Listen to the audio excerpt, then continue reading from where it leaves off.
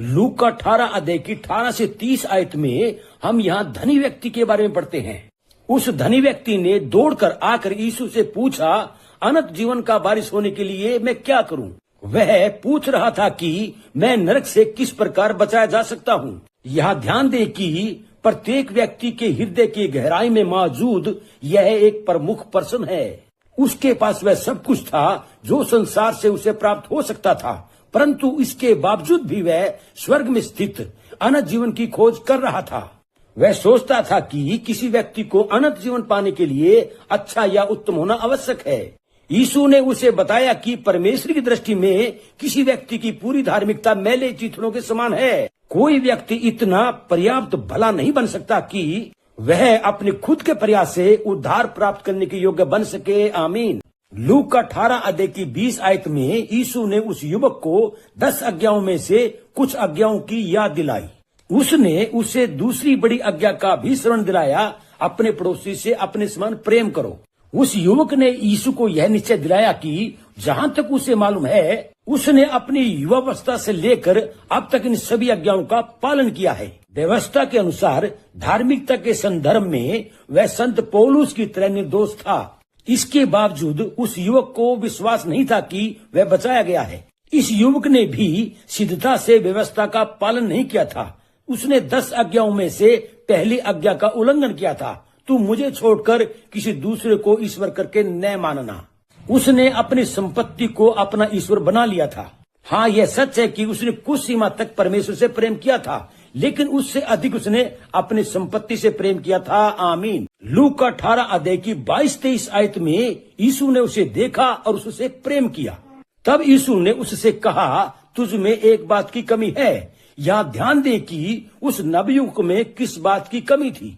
वह नवयुवक जो धनी था, परमेश्वर और अपने पड़ोसी के लिए प्रेम को कैसे प्रदर्शित कर सकता था। जैसे यीशु ने उससे कहा, अपनी सबसे प्रिय वस्तु अर्थात अपनी संपत्ति का त्याग करने के द्वारा।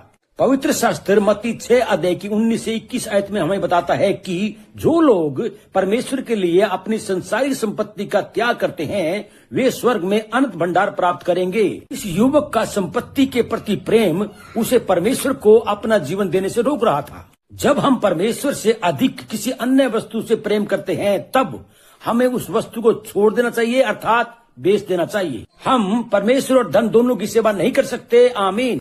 लूका 18 अध्याय की 24 से 27 आयत में हम पढ़ते हैं, यीशु ने अपने चेलों को बताया कि उस युवक के लिए परमेश्वर के राज्य में प्रवेश करना अत्यधिक कठिन था।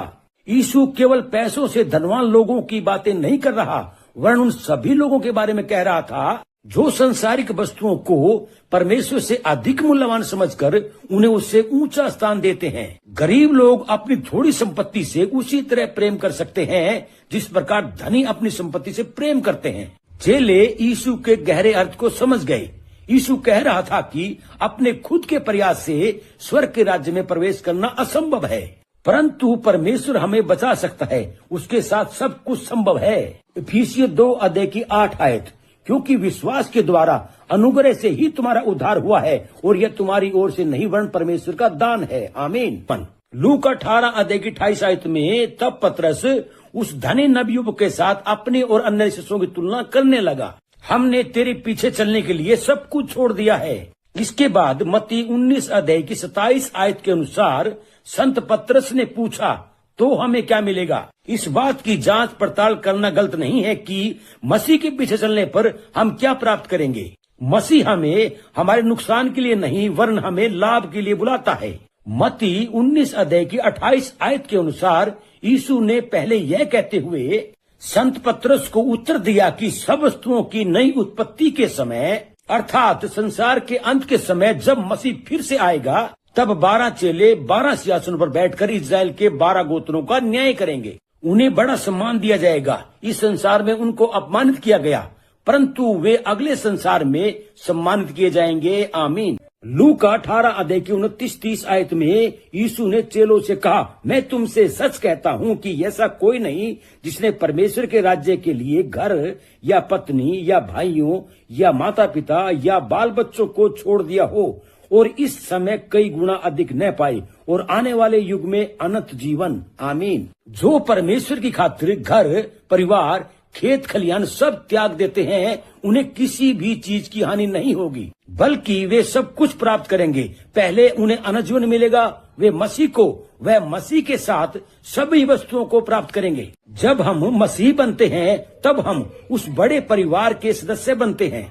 यदि हम संतान हैं तो वारिस भी हैं। दुख उठाएंगे तो हम महिमा भी पाएंगे। उन्होंने जो कुछ त्याग दिया है उसका कई गुना वे न केवल स्वर्ग में बल्कि पृथ्वी पर भी प्राप्त करेंगे। आमीन। लूका 18 अध्याय की 31 से 34 आयत में यीशु ने तीसरी बार अपनी मृत्यु की भविष्यवाणी की। इससे पहले यीशु ने अपनी मृत्यु की मरकुस 8 अध्याय की 31 आयत और 9 अध्याय की 31 आयत में भी भविष्यवाणी की थी। यीशु और उसके चेलों ने यरूशलेम जाने के लिए अपनी अंतिम यात्रा आरंभ की, जहां यीशु को मार दिया जाना था। चेले उसकी शिक्षा पर, उसके अद्भुत कार्यों पर तथा उसके रूपांतरण पर शंकित थे। इस समय यीशु ने कहा, महापुरोहित और व्यवस्था के शिक्षक लोग उसे मृत्यु के लिए दोषी ठहराएंगे तथा उसे अन्य जातियों अर्थात रोमियों के हाथों में सौंप देंगे। तब अन्य जाति के लोग उसे मार डालेंगे। मत्ती 20 अध्याय की 19 आयत के अनुसार यीशु ने कहा कि उसे क्रूस पर चढ़ाया जाएगा। क्रूस पर चढ़ाना अपराधियों को मृत्यु दंड देने की रोमी लोगों की विधि थी। आमीन। लूका 18 अध्याय की 35 से 43 आयत में हम यहाँ पढ़ते हैं कि यीशु और उसके चेले यरूशलेम की अपनी यात्रा के दौरान यरीहो के नगर में पहुंचे। जब अंधे बर्तिमाई ने सुना कि यीशु आया है तब वह पुकारने लगा, यीशु दाऊद के पुत्र। यिर्मयाह 23 अध्याय की 5 आयत में यिर्मयाह ने भविष्यवाणी की थी कि मसीहा यहूदियों के महाराजा दाऊद का वंशज होगा। यहाँ ध्यान दें कि बर्तिमाई अंधा था तो भी उसने यीशु को पहचान लिया कि वह मसीहा था और भीड़ के डांटने पर भी वह अपने आग्रह या अपनी विनती पर स्थिर रहा। यीशु ने बर्तिमाई से पूछा, तू क्या चाहता है कि मैं तेरे लिए करूं? यीशु ने यह प्रश्न जानबूझकर पूछा ताकि भीड़ को मालूम हो सके कि वह पैसा नहीं वरन अपनी दृष्टि मांग रहा था। यीशु हमसे भी पूछता है, तुम क्या चाहते हो कि मैं तुम्हारे लिए करूं? मांगो तो तुम्हें दिया जाएगा। आमीन। बाइबल हमें बताती है कि बर्तिमाई एक अंधा भिखारी सड़क के किनारे बैठा था। हम यह कह सकते हैं कि एक ढूंढ सूखा वृक्ष सड़क के किनारे पर पड़ा था, जिसमें कोई पत्ती, कोपले, फल या फूल नहीं थे, बिल्कुल सूखा। अंधा बर्तिमाई की जिंदगी में अंधियारा ही अंधियारा था। हम अय्यूब की ओर देखें, उसके 7 बेटे और 3 बेटियां थी। उसके पास 7,000 भेड़ बकरियां, 3,000 ऊंट थे। अय्यूब का पल भर में ही बेटे बेटियां मर गए, उसकी धन संपत्ति नष्ट हो गई और यहाँ तक कि वह रोगी भी हो गया। इसलिए बाइबल कहती है कि जो अय्यूब ने खोया था उसे दुगना मिल गया था, क्योंकि अय्यूब की जड़ें परमेश्वर से जुड़ी हुई थी। अंधे बर्तिमाई की जड़ें यीशु से जुड़ी हुई थी। उसने यीशु के अनुग्रह और दया की बारिश को अपने ऊपर उतरते हुए देखा और उसकी आंखों में उजियाला आ गया और वह चंगा हो गया। आमीन। लूका 19 अध्याय की 1 से 4 आयत में हम पढ़ते हैं कि यीशु ने यरदन नदी के पूर्वी तट की यात्रा करते हुए यरूशलेम से 16 मील दूर पूर्व में स्थित यरीहो नगर पर नदी पार किया। चुंगी लेने वालों के प्रमुख जक्कई ने सुना कि यीशु आया है। यीशु चुंगी लेने वालों और पापी लोगों के मित्र के नाम से परिचित हो गया था। जक्कई एक धनी व्यक्ति था। रोमी लोग रोमी प्रांत में कर जमा करने का काम या नौकरी उस व्यक्ति को देते थे जो उन्हें ज्यादा रिश्वत देता था।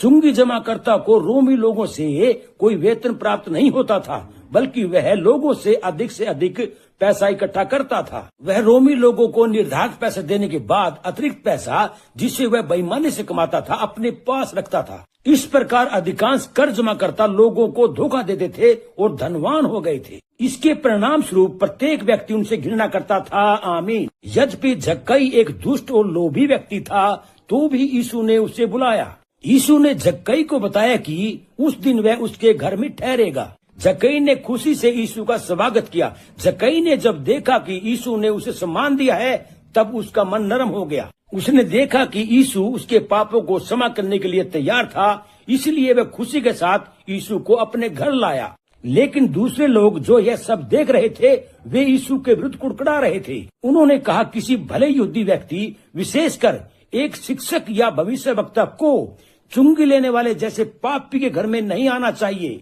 जब वे उसके घर पहुंचे तब जक्कई ने उन सभी बुरे कार्यों के लिए पश्चाताप किया जो उसने किए थे। जक्कई ने यीशु से कहा, मैं अपनी आधी संपत्ति गरीब लोगों को दे रहा हूँ और उसने जिन्हें धोखा दिया है उसे 4 गुना वापस कर देगा। आमीन। यीशु को मालूम हो गया कि जक्कई ने सचमुच पश्चाताप किया था।